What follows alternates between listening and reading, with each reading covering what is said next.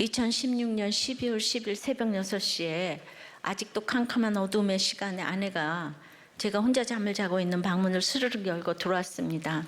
아내는 내가 죽기 전에 당신 얼굴 한번 보러 왔어 하는 짧은 말을 남기고 안방으로 돌아가서 가지고 있었던 모든 수면제를 한꺼번에 먹었습니다.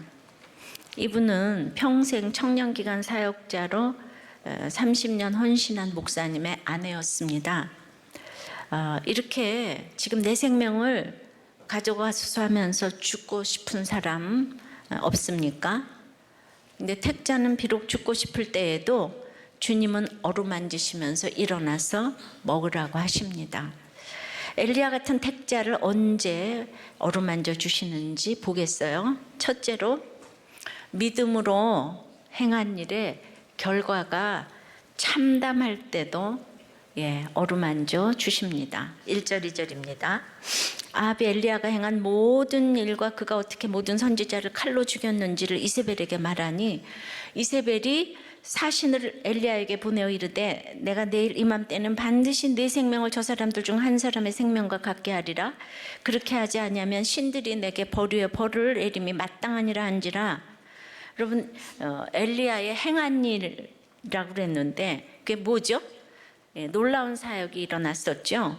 갈멜산 대결에서 여호와가 하나님 되시고 불로 제단을 사르시고 바알 선지자 850명을 하나도 도망가지 못하게 하고 백성과 함께 죽였습니다. 그 후에 큰 비를 주시고 여호와의 능력이 엘리야에게 임해서 허리를 동이고 아합의 마차 앞에서 달려갔습니다.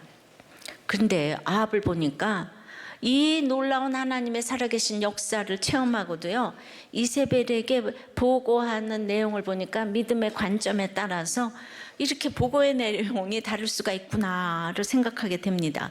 지난 18장에는 엘리야가 바알 선지자를 죽일 때 칼로 죽였다는 내용은 없었어요. 근데 그 엘리야의 많은 행한 일 중에 이 편파적으로 칼로 죽였다는 것만 구체적인 행함으로 지금 이세벨에게 일러바치는 아합을 보게 됩니다. 아합이 유명한 게 아니고 이세벨 때문에 유명해진 사람이에요. 엘리야는 이제 그 3년 6개월 아합을 피해 다니면서 고생 끝에 이제야 개혁의 발판을 마련했다고 생각했을 것이에요. 그러나 뿌리 깊은 북이스라엘의 우상 숭배는 그렇게 쉽게 무너질 것이 아니었어요. 이세벨은 바알 종교를 들여온 장본인으로 엘리야가 보여준 이 강한 능력 앞에서도 이세벨이 글쎄 굴복하지 않더라고요. 그리고 자기가 아끼는 이 바알 선지자 850명이 떼죽음을 당하니까 눈이 뒤집혔죠. 그래서 24시간이 지나기도 전에 엘리야 체포령을 내렸어요. 왜 그 사신을 보내서 그 처형을 예고했을까요? 금세 가서 죽이면 되는데 내일 이맘때 죽이겠다고. 두 가지로 생각해 볼 것은 그 바알 선지자들처럼 너도 공개 처형을 할 거다 이런 의미가 있을 거고, 또 하나는 850명을 죽이는 엘리야를 보면서 좀 무섭지 않았겠어요? 그래서 협박을 해가지고 도망가게 하려고. 두 가지 중에 뭔지 모르겠습니다. 자, 이와 같이 한국의 성도가 많다고 해도, 그러니까 세계 10대 교회는 모두 한국에 있다고 해도, 또 크리스찬 유명한 사람이 많다고 해도, 크리스찬 대통령이 나왔다고 해도, 크리스찬 재벌의 재력이 지금 막강하다고 해도, 그들이 믿는 예수를 믿게 하는 것에 우리가 잠시는 희망을 가졌었잖아요. 그렇지만 불신자들의 그 강팍한 마음을 변화시킬 수는 없습니다. 이세벨이 다양한 이 우상들을 염두에 두고 너를 죽이지 아니하면 신들이 내게 벌유에 벌 내림이 마땅하도다고 했는데, 엘리야는 지난주 18장 15절에서 내가 모시는 만군의 여호와를 두고 맹세했다고 그랬어요. 여기는 신들의 신, 만군의 여호와, 이거 대조되죠. 이 850개의 신이 끝없이 하나님 자리에 앉아가지고 성도를 이렇게 교란시킵니다. 그러니까 진짜 바알 선지자의 괴수는 이세벨이에요. 이세벨. 왜냐하면 모든 것을 가졌기 때문입니다. 모세 시대의 바로가 그렇지요. 온 나라가 10가지 재앙을 만나도 안 변하는 모델이잖아요. 예. 그 9가지 재앙에도 끄떡하지 않더니 10번째 재앙 자기 아들을 죽이니까 그때서 너는 나가라 해서 이스라엘이 출애굽을 하게 했지요. 예. 본인은 끝까지 회개도 안 하고 믿지도 않았어요. 그러니까 이 세상에서 사람들이 이해하지 못할 일 중에 의로운 일을 가장 많이 행한 사람들이 고통도 가장 많이 받는다는 점이에요. 그러나 엘리야도 그렇지만 죄 없는 예수님도 인간 가족 중에 어떤 자녀보다도 더 많은 고통을 겪었다는 사실을 생각하면요, 종이 주인보다 더 크지 못하지 않아요. 할렐루야. 성경대로예요.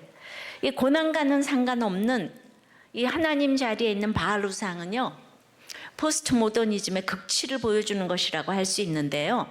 자, 포스트 모더니즘은 뭘 말하냐 하면 개성, 자율성, 그다음에 그러니까 모더니즘의 그 후를 얘기하는 거잖아요. 개성, 자율성, 다양성을 중시하고 절대 이념을 거부하고 탈이념이라는 정치 이론을 낳았는데 이 정치 이론이 인권으로 집약되고 있다고 지금 보여지는 거예요. 날마다 포스트 모더니즘 했지만 단어 설명을 좀 해드렸어요.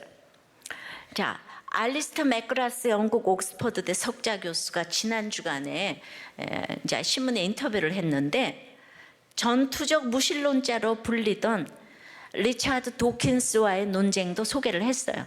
그는 도킨스는 하나님의 존재를 증명하라고 요구하는데 그렇다면 하나님이 안 계신 것도 증명을 해야 된다.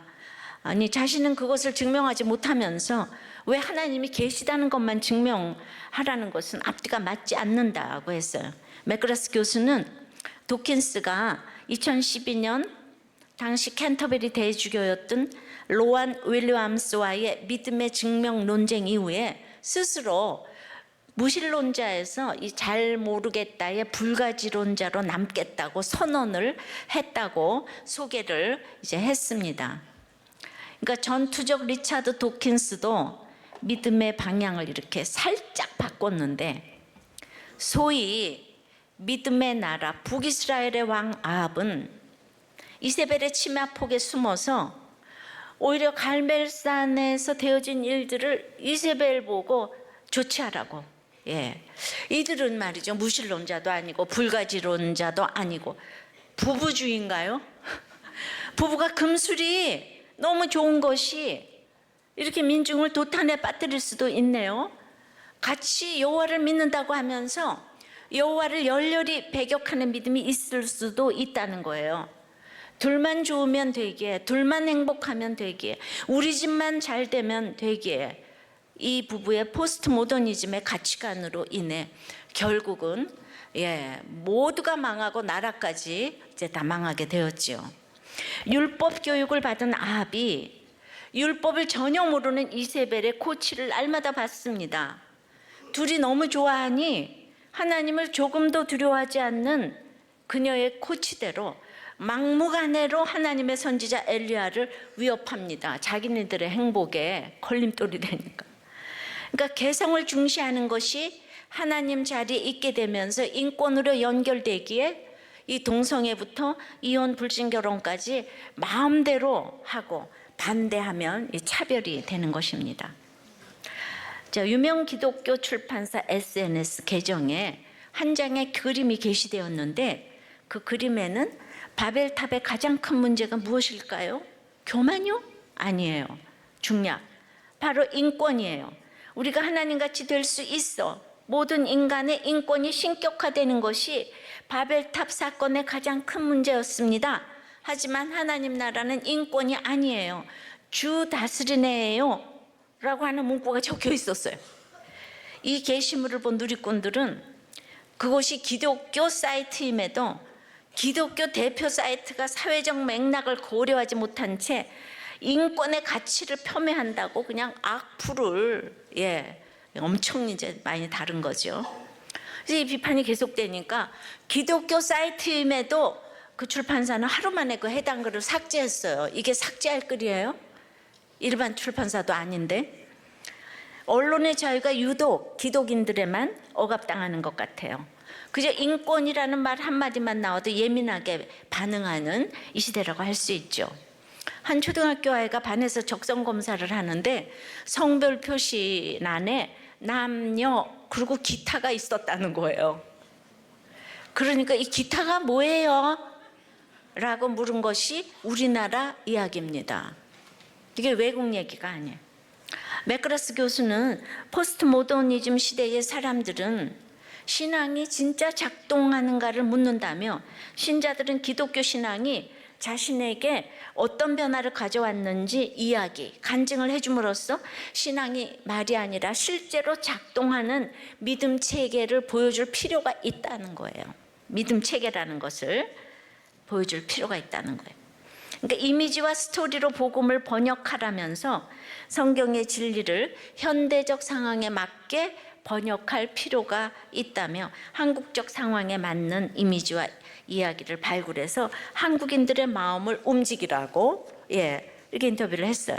이 얘기는요, 전도는 교회로 오라고 하는 게 아니라 신앙이 작동하는 믿음 체계를 보여주므로 이미지와 스토리로 복음을 번역하라는 거예요. 자, 한마디로 우리들 교회에 이 죄를 보는 간증을 하는 거, 이게 스토리잖아요. 그래서 그것을 신앙의 작동이고 이거를 전도라고 한다는 거예요. 그냥 우리들 교회 얘기를 그렇게 이제 좀 형이상학적인 언어로 이렇게 풀어서 신앙의 작동 시스템 알아들으셨죠? 잘 살고 학력이 높을수록 인권이 왕노릇하는 것을 봅니다. 이 땅 자체가 우상이기에 도저히 그 너머에 있는 하나님 나라를 볼 수가 없습니다. 이세벨은 이 땅에서 도저히 그 나라를 볼 수가 없는 대표적인 모델입니다. 육이 너무 가득 차 있어서 이 영이 보이질 않습니다. 그러면 도대체 이 나라를 어떻게 봅니까? 디도서 3장 5절 말씀처럼 우리를 구원하시되 우리가 행한 바 의로운 행위로 말미암지 아니하고 오직 그의 긍휼하심을 따라 중생의 씻음과 성령의 새롭게 하심으로 하셨나니처럼 오직 성령의 사역만이 강팍한 마음을 부수고 변화시킬 수 있습니다. 칼과 총과 군대의 힘으로 절대로 누구를 변화시킬 수 없습니다. 그러니까 엘리야의 믿음으로 행한 일에 지금 결과는 참담했습니다. 그러나 우리의 대제사장이신 예수님은 여인의 이 몸속에 점 하나로 이 땅에 오시고 이 땅에서 십자가에 낮아짐으로 성령님의 도우심을 받아서 그 숨겨진 하나님의 경륜을 드러내셨습니다. 저 또한 구원의 열매가 많을 때마다 개인적으로는 참담한 때가 참 많았어요. 근데 결국 이렇게 참담함을 느끼는 것은 저도 모르는 저의 숨은 죄 때문인데 결국은 참담함이 올 때마다 하나씩 그런 죄를 깨닫게 하셨다고 봅니다. 적용해 보세요. 여러분은 이 믿음으로 행한 일에 참담한 결과를 경험한 적이 있습니까? 여러분은 인권에 대해서 어떤 생각을 가지고 있습니까? 믿음과 인권은 이원론인가요? 이론론인가요? 솔직하게 목장에서 좀 나눠보시기 바랍니다. 두 번째는 이 세상 형편이 하나님보다 더 커 보일 때도 하나님 결국 어루만져 주시죠. 3절입니다. 그가 이 형편을 보고 일어나 자기의 생명을 위해 도망하여 유다에 속한 브엘세바에 이르러 엘리야가 이 형편을 보고 도망했대요. 850명을 물리치게 하신 주님이 아니 이세벨을 물리쳐 주실 텐데 갑자기 이세벨이 온몸으로 무서워졌어요. 왜 이렇게 무서웠을까요? 우리는 순간순간 세상 형편이 하나님보다 더 커 보일 때가 있잖아요. 그럼 팩트로 볼 때 이세벨은 시도낭 엣바알의 딸이에요.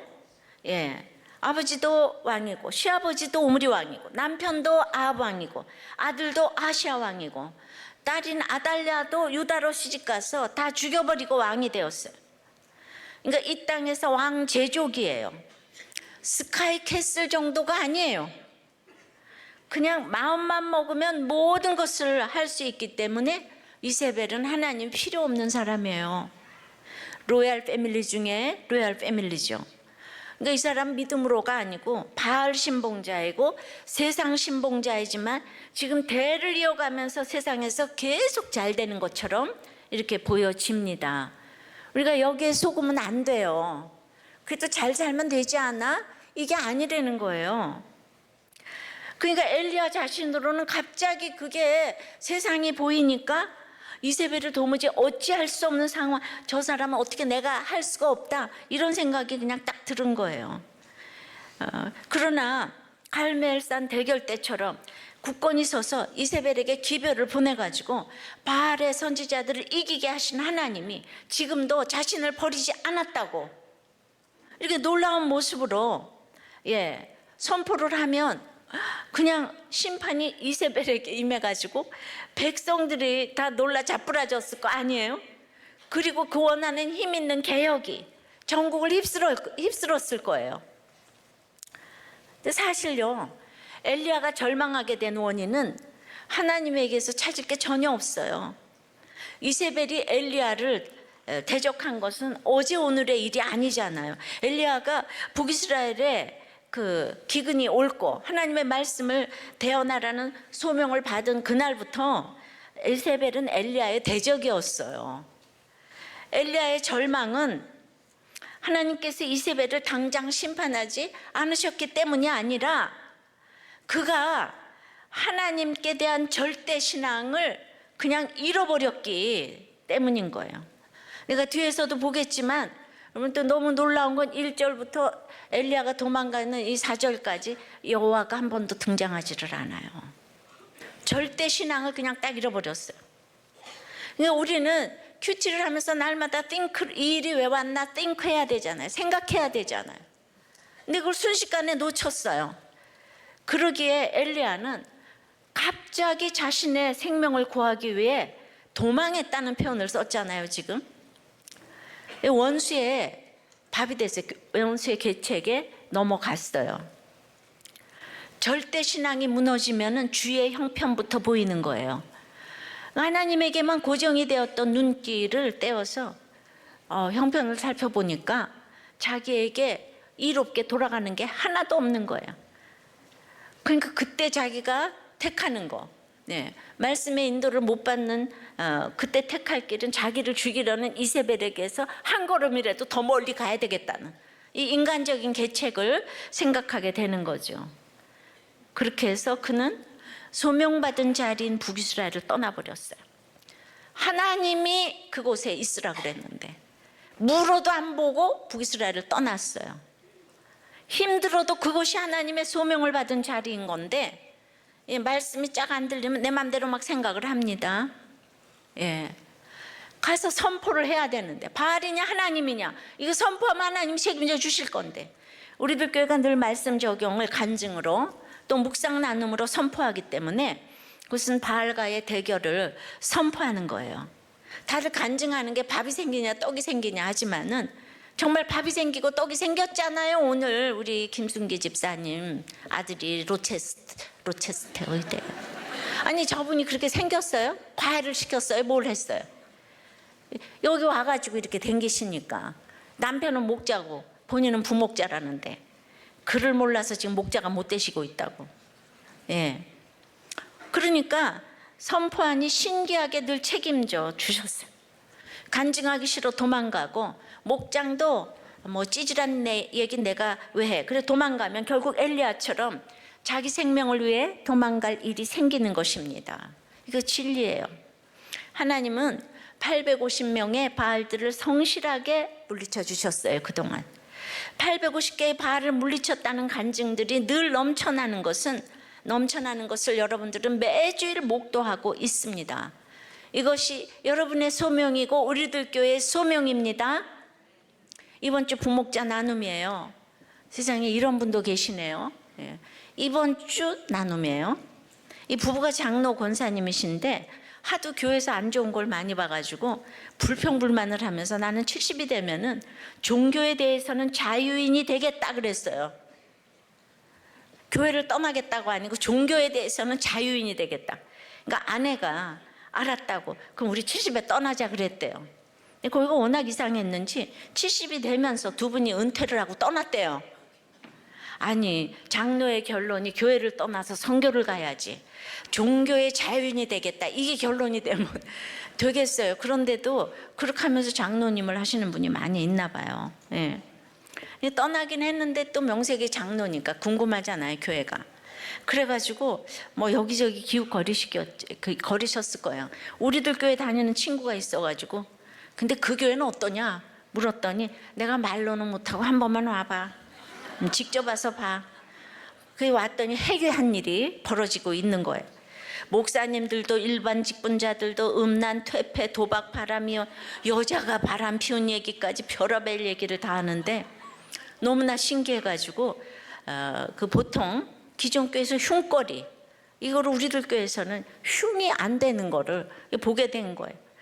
그걸 공동체 식구들이 그 흉을 다 받아들이고 그러면서 커버를 해주고 정리를 해주니까 그냥 이 장로님 마냥 신기해가지고, 그 다음에 이제 헌금도 아무 거리낌 없이 공개를 하는 것에 이제 놀랐다는 것이죠. 예, 그 헌금 공개 왜 하는가? 예, 성도수 왜 공개하는가? 이게 우리 집에서 개척 예배를 드린 첫 주일부터 헌금이 많아서 공개하는 게 아니고요, 구원의 총수에 들어오라고 계수하잖아요. 예, 그리고 모든 것의 끝에는 돈이 있기 때문에 첫 주일서부터 성도수와 헌금을 공개했어요. 그건 첫 주일부터 16년 전. 예, 그 많아져서 공개한 게 절대로 아니에요. 출애굽할 때 이렇게 계수를 하잖아요. 신천지의 문자적인 14만 4천하고는 아주 다른 이 구속사적인 계수를 하는 거예요. 적어도 우리들 교회는 투명하게 모든 걸 하겠다, 이런 의지가 있는 것이고, 예, 이런 것에 간증할 것이가 참 많습니다.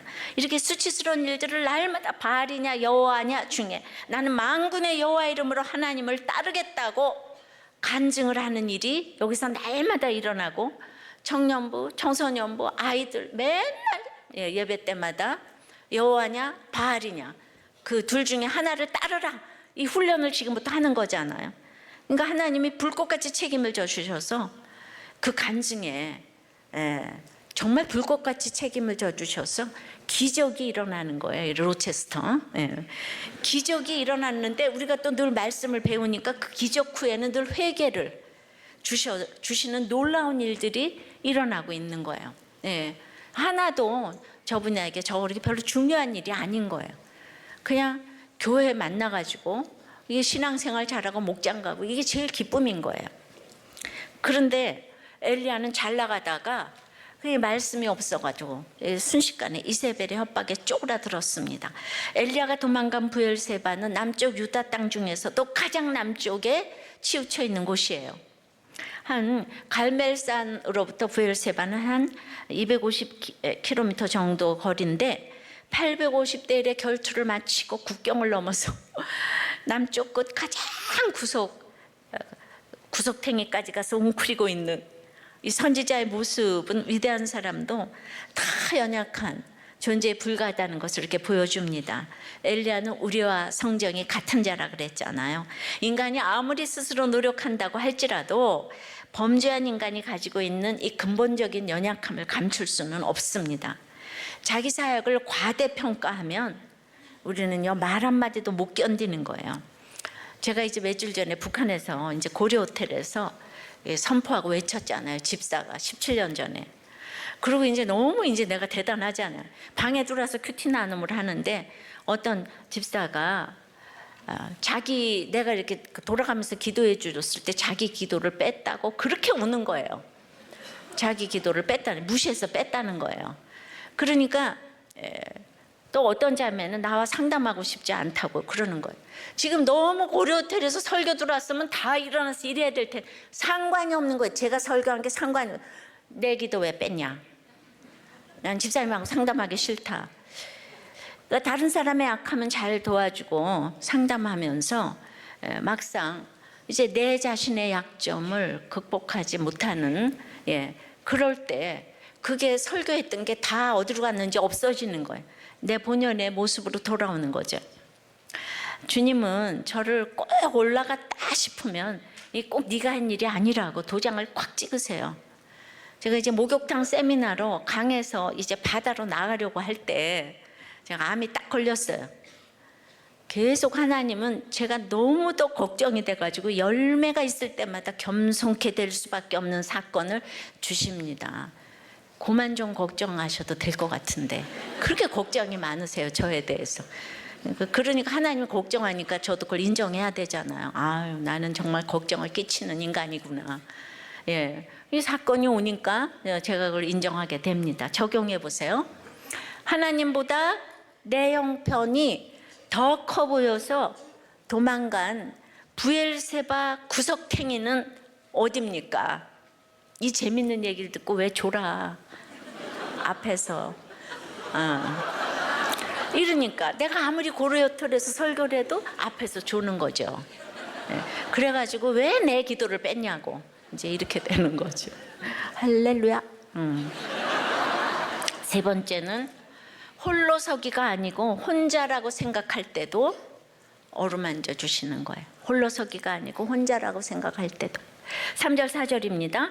자기의 사환을 그곳에 머물게 하고 자기 자신은 광야로 들어가 하루길쯤 가서 한 로뎀나무 아래 앉아서 자기가 죽기를 하나에 이르되 여호와여 넉넉하오니 지금 내 생명을 거두시옵소서. 나는 내 조상들보다 낫지 못하나이다 하고, 그리고 사환을 이제 브엘세바에 머물게 한 반면에 엘리야 자신은 하루길을 홀로 광야로 이제 들어갔어요. 엘리야는 낙담할 대로 낙담했어요. 그리고 이제 드디어 스스로 죽기를 원하였어요. 마침내 죽기로 한 것은 자기는 이제 소명을 버리기로 했다는 거예요. 소명의식이 없으면 이렇게 사건이 오면 절망밖에 없습니다. 내 힘으로 할 수 있는 일도 또 나를 필요로 하는 일도 없다는 생각이 딱 들어요. 아무리 은사와 재주가 많아도 이 소명이 없으면 쉽게 절망합니다. 절대 신앙이 없기 때문이에요. 로뎀나무는 1, 2m 정도의 크기로 자라는데요.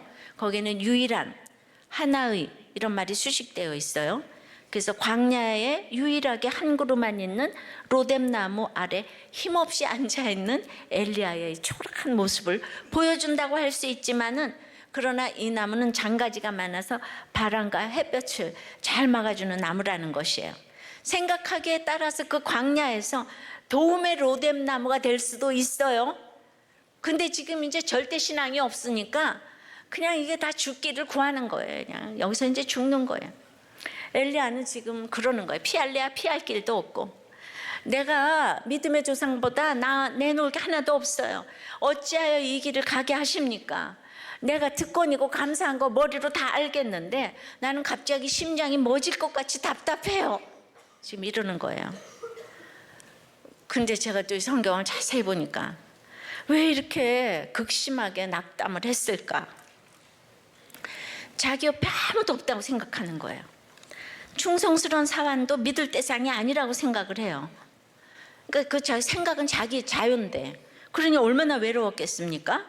그리고 그 아합의 이스라엘을 피해 어디로 가겠습니까? 근데 지금 유다로 왔잖아요. 남유다 맨 남단 끝까지 왔어요. 여기를 피하겠다고 온 거예요. 예. 자, 근데 여기를 온들 피할 수 있겠습니까? 왜? 아합은 왕궁에 잘 있는데 그 바알 선지자를 다 죽인 자기를 이렇게 홀로 두시나? 내가 왜 쫓겨다녀야 하나? 끝이 없는 이 고난길, 오직 자신 혼자만이 스스로 광야로 들어갔음을 강조하잖아요. 그 다 힘들고 아픈 사람, 난 혼자야, 이 세상에 나 혼자야, 이거 말하는 사람들이 다 죽기를 구하고 있어요. 근데 이게 이유가 있는 거예요. 당시 유다 왕은 성군에 속한 개혁의 여호사밧 왕이었어요. 그런데 이 기가 막힌 거는 유다의 여호사밧 왕이 이스라엘의 아합 왕과 결혼 동맹을 맺었다는 거죠. 이 지극한 엘리야의 외로움을 아시겠습니까? 이 천지에 홀로인 엘리야였을 것 같아요. 자기 홀로 고군분투하는데 850명의 바알 선지자들을 먹이고 입히는 아합왕과 자기를 죽이겠다는 이세벨이 여호사밧 왕과 결혼을 맺은 거예요. 딸을 글로 시집을 보낸 거예요. 너무 친밀하게 지내고 있는 거예요. 그냥 최고로 악한 원수가 내가 가장 친구가 지금 너무 친하게 지내고 있는 거예요. 얼마나 배신감이 들었겠으며, 그러니까 한 명도 없는 거예요. 죽고 싶은 마음이 이해가 되시지요? 결국 유다 땅도 피난처가 되지 못하는 거예요. 그러니까 죽고자 하는 이유를 지금 원수는 너무 합리화시켜 주면서 우리를 정조준합니다. 야, 이 정도 되면 이건 죽어야 되겠구나. 한 명도 없는 거예요. 생각을 해보니까 기가 막힌 거예요. 거기에 또 불신결혼이 있는 거예요. 열왕기상은 아주 불신결혼으로 도배를 합니다. 특히 남유다의 여호사밧이 이세벨과 혼인을 한 것은 경제적 정치적 이유 외에 이세벨이 얼마나 모두에게 호감을 주는 사람인지를 보여줘요. 이세벨은 결코 악하게 보이는 사람이 아니에요. 그 호감으로 이스라엘은 물론 남쪽 유다에게까지 자기 딸과 불신결혼을 하도록 여호사밧을 홀렸잖아요. 그러니까 유다까지, 예수님이 오시는 이 유다 땅까지 초토화되어서 그 나라가 없어질 뻔했어요. 그 아들들을 다 죽여버렸거든요. 이 딸이 시집가가지고. 가장 위기가 바로 이때예요. 예수님 구속사의 계보에서. 근데 보기에도, 그러니까 얼마나 이세벨이 매력이 있었으면 이렇게 됐겠습니까? 근데 엘리야는 지금 까마귀 공개받고 사르밧가부하고만 노는데, 여러분들이 둘 중에 보면 누가 진짜 같아요? 나 같아도 부부하고 놀 것 같네. 안 그래요? 그러니까 형편이 너무 커 보이는 거예요. 항상 세상 형편이. 그 팩트잖아요. 어떤 인상도 너무 좋은 한의원 원장님이 그 병원에 사람이 바글바글 거리는데도 너무 친절해. 상담도 1시간씩 해주고, 그 원장님 부모님도 유명한 한의사, 남편도 유명한 한의사, 아들들도 너무 잘 키워서 다 또 둘이나 다 의사, 자식 교육도 잘 시키고, 시부모도 대단하고, 자기도 너무 대단하고, 친절하고, 상냥하고, 돈도 잘 벌고, 외모까지 갖추고 있고, 환자의 형편을 그냥 집집마다 다 꿰고 있고. 그러니 이런 분이 믿는 의사보다 훨씬 더 멋있어 보이지 않겠습니까? 바로 이거예요. 너무 부럽고 좋아하죠. 근데 이분이 말하기를, 그러니까 자기 병원에 와서 누구도 전도하지 않는다는 거죠. 그런데 딱 전도한 사람이 있으니 우리들 교회 교인만 와서 책을 주고 목사님 얘기를 너무 해서 인상이 깊었다고. 그러지만 교회는 안 오시죠.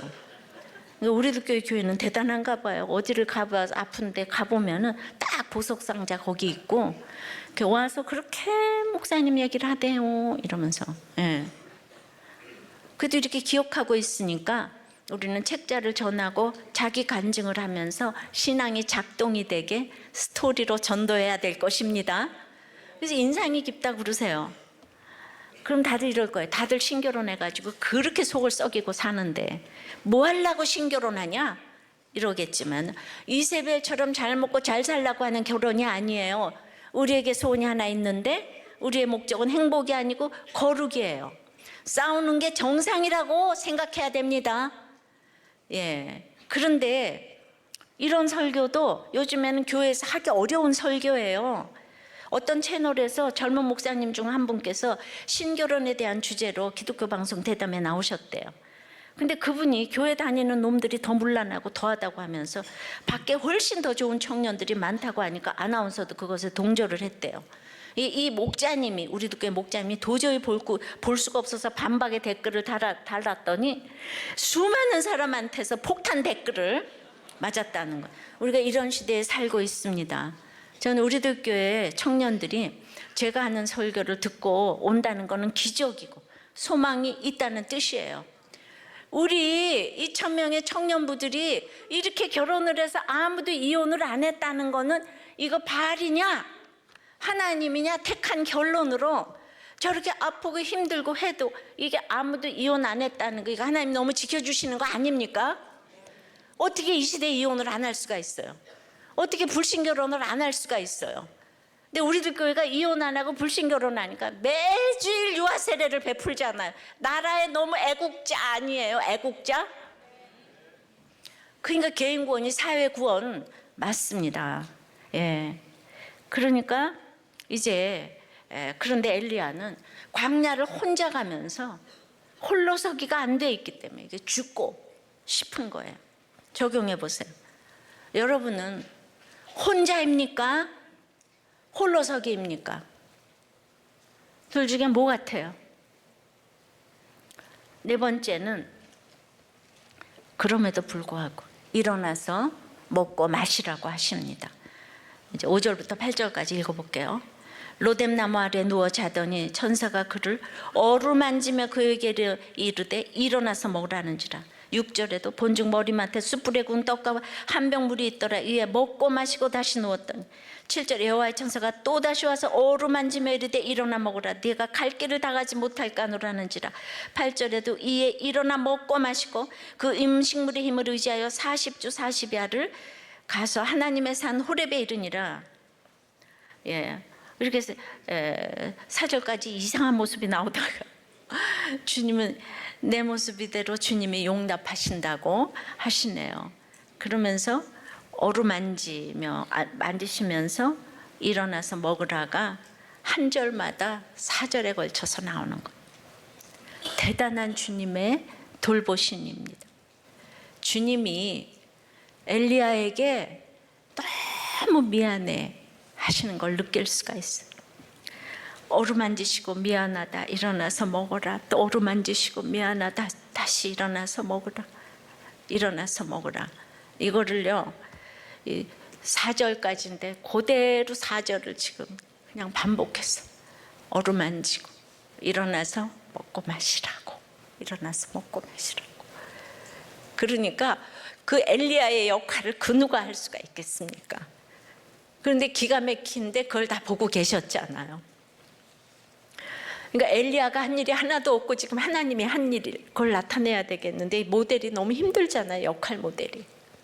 여러분 오늘 죽고 싶어서 오셨어요? 예.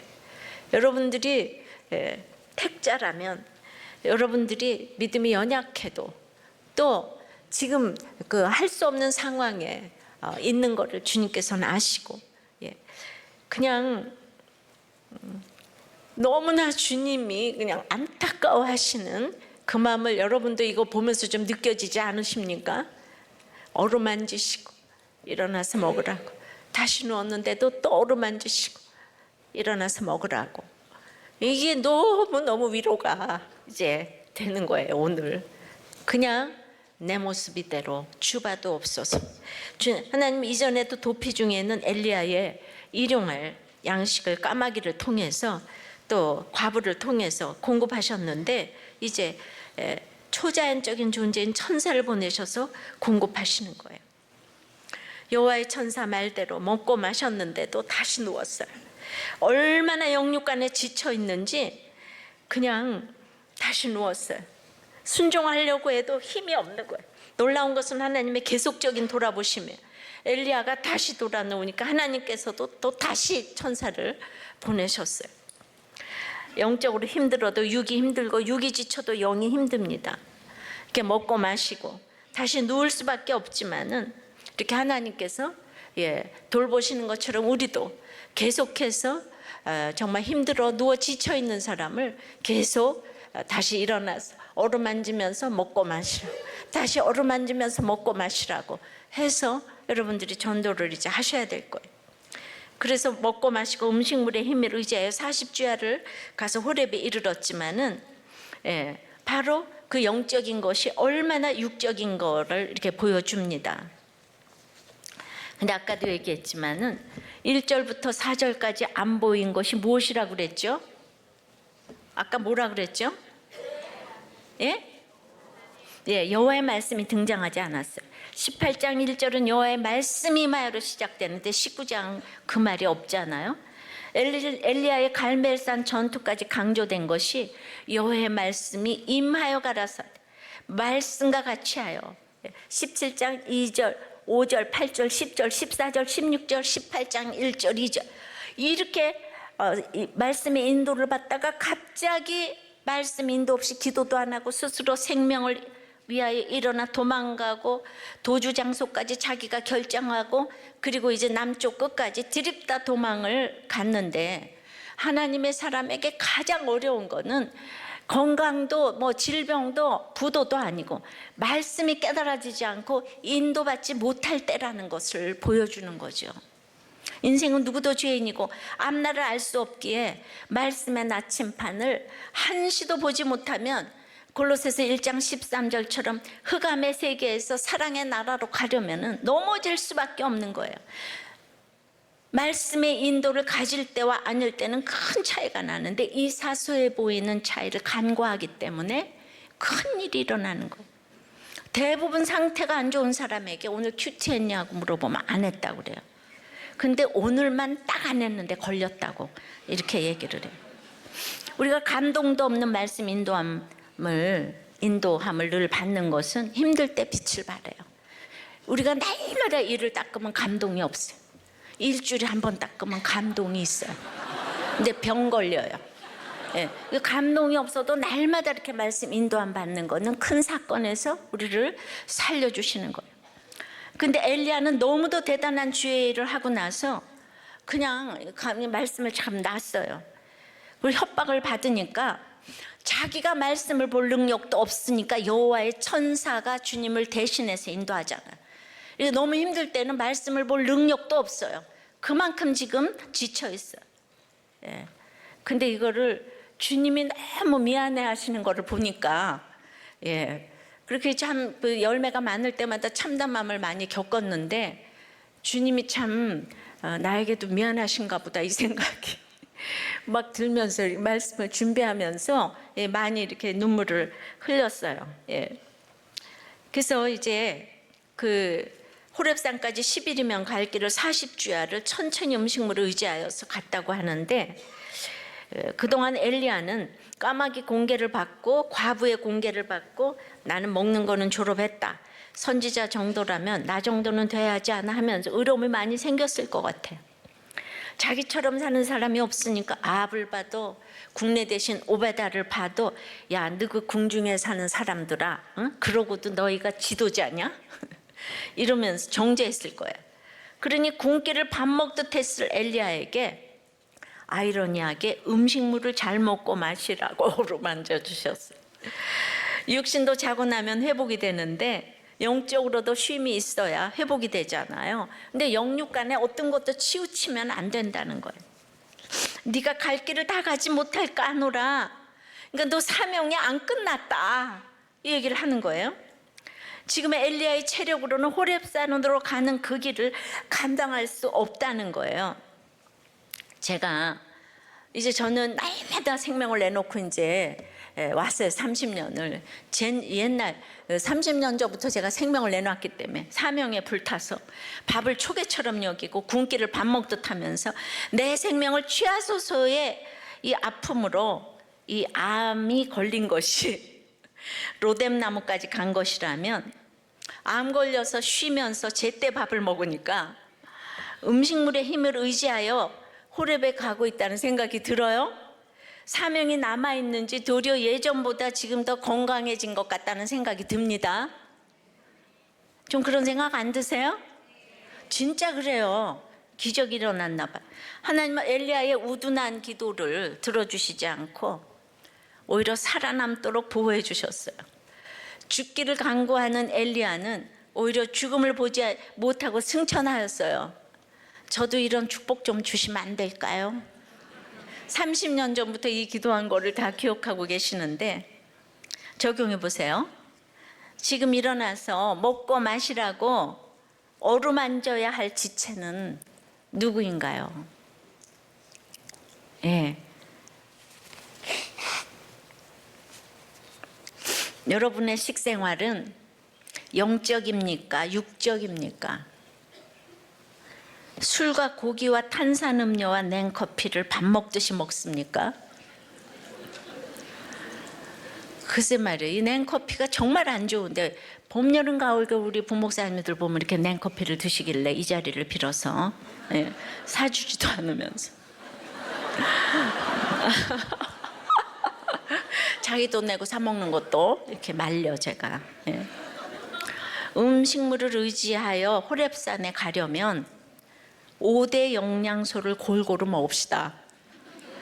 오늘 엘리야에게 처방한 거는 오직 먹고 마시라 밖에. 먹으라. 음식물을 의지해라. 그러니까 처방은 이렇게 구체적으로 나가야 되는 거예요. 예. 그 사람이 영적으로 시들해지면 육적으로도 밥맛이 다 없어지잖아. 오늘 다들 잘 드시라고 다 인사하시기 바래. 5대 영양소를 드시라고. 예. 주님께서 오늘 어루만지시고 일어나서 먹으라고, 음식물의 힘을 의지해서 호렙까지 가라고, 네가 이 길을 이기지 못하여 할까 사명이 있다고 하시오니 그 죽고 싶은 한 사람이 오늘 주님의 어루만지심을 받고 일어날 수 있도록 주님 역사하여 주시옵소서. 아멘. 찾아가서 안수하시고 일으켜 주시옵소서. 아멘. 주님도 미안해하시는 우리의 삶이 될 수 있도록 주님 날마다 영혼 구원을 향하여서 나가는 저희들 되게 도와주시고, 이제 다음 주일에 저희들이 창립 16주년이 되며 이제 주님께로 모두 인도하는 영혼 구원의 잔치를 하고자 하오니, 이렇게 신앙이 작동이 되어서 저희들의 스토리로 사람들을 주님께 인도할 수 있도록 저희들의 수치와 이 부족을 아낌없이 내어놓을 수 있는 저희들의 사명자의 삶이 될 수 있도록 은혜 내려 주시옵소서. 아멘. 예수 그리스도 이름으로 기도드리옵나이다. 아멘. 아멘.